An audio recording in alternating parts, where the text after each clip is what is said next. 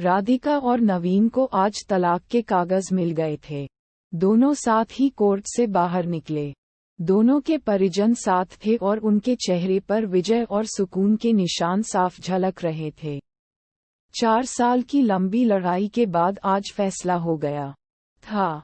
10 साल हो गए थे शादी को, मगर साथ में 6 साल ही रह पाए थे। 4 साल तो तलाक की कार्यवाही में लग गए। राधिका के हाथ में दहेज के सामान की लिस्ट थी जो अभी नवीन के घर से लेना था, और नवीन के हाथ में गहनों की लिस्ट थी जो राधिका से लेने थे।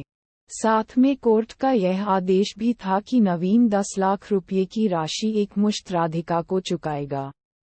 राधिका और नवीन दोनों एक ही टेम्प में बैठकर नवीन के घर पहुंचे।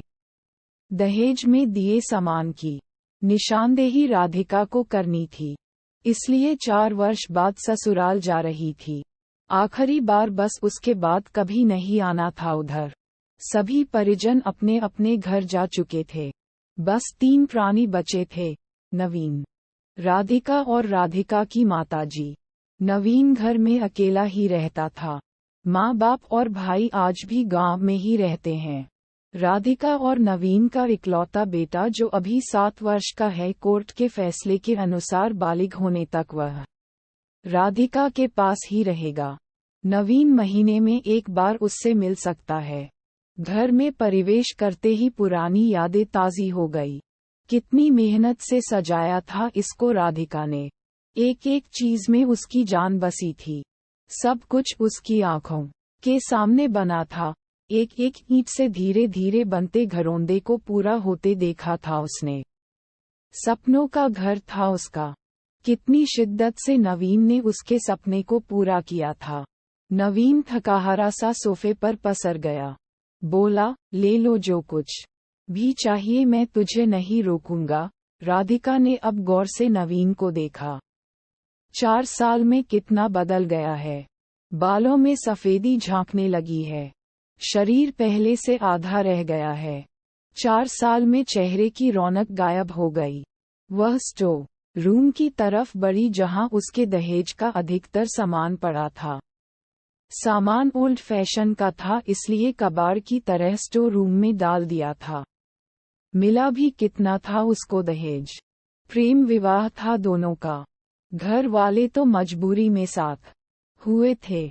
प्रेम विवाह था तभी तो नजर लग गई किसी की, क्योंकि प्रेमी जोड़ी को हर कोई टूटता हुआ देखना चाहता है। बस एक बार पीकर बहक गया था नवीन। हाथ उठा बैठा था उस पर। बस वो गुस्से में मायके चली गई थी। फिर चला था लगाने सिखाने का दौर। इधर नवीन के भाई भाभी और उधर राधिका की माँ। नौबत कोर्ट तक जा पहुंची और तलाक हो गया। न राधिका लौटी और न नवीन लाने गया। राधिका की माँ बोली, कहाँ है तेरा सामान? इधर तो नहीं दिखता। बेच दिया होगा इस शराबी ने। चुप रहो माँ। राधिका को न जाने क्यों नवीन को उसके मुंह पर शराबी कहना अच्छा नहीं लगा। फिर स्टोर रूम में पड़े सामान को एक एक कर लिस्ट में मिलाया गया। बाकी कमरों से भी लिस्ट का सामान उठा लिया गया।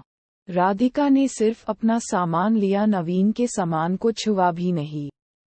फिर राधिका ने नवीन को गहनों से भरा बैग पकड़ा दिया। नवीन ने बैग वापस राधिका को दे दिया। रख लो, मुझे नहीं चाहिए, काम आएगे तेरे मुसीबत में। गहनों की कीमत 15 लाख से कम नहीं थी। क्यों? कोर्ट में तो तुम्हारा वकील कितनी दफा गहने गहने चिल्ला रहा था।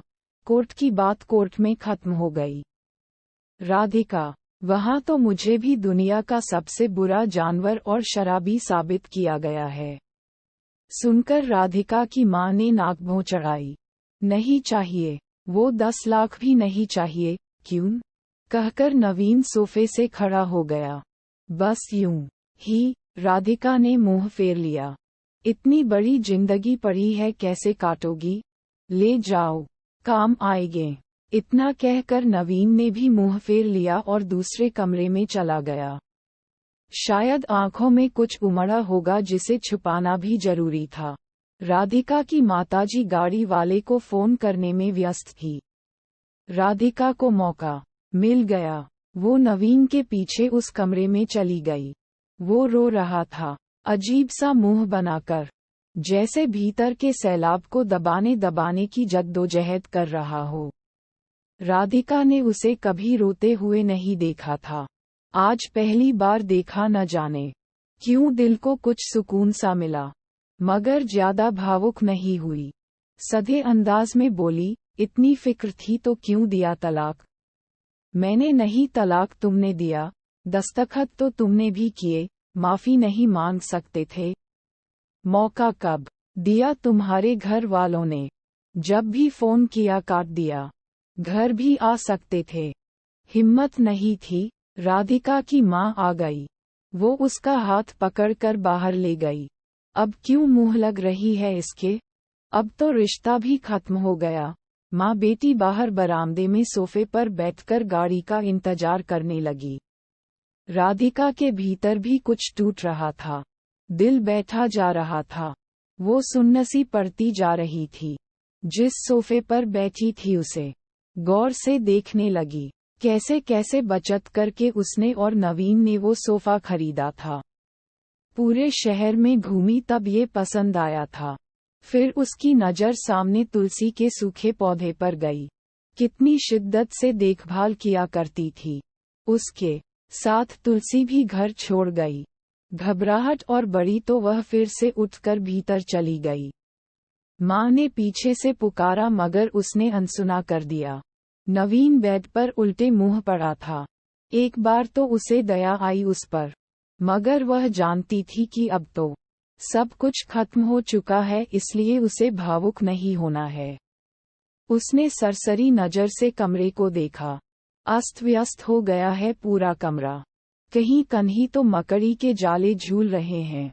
कितनी नफरत थी उसे मकड़ी के जालों से। फिर उसकी नज़र चारों ओर लगी उन फोटो पर गई जिनमें वो नवीन से लिपटकर मुस्करा रही थी।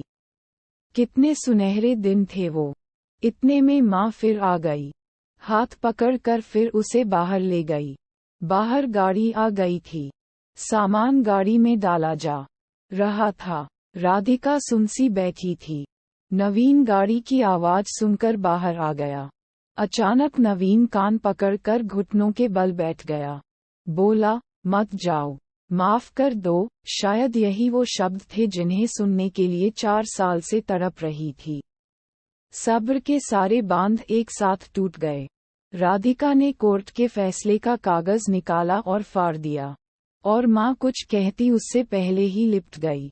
नवीन से साथ में दोनों बुरी तरह रोते जा रहे थे। दूर खड़ी राधिका की माँ समझ गई कि कोर्ट का आदेश दिलों के सामने कागज से ज्यादा कुछ नहीं। काश उनको पहले मिलने दिया होता। अगर माफी मांगने से ही रिश्ते टूटने से बच जाए, तो माफी मांग लेनी चाहिए।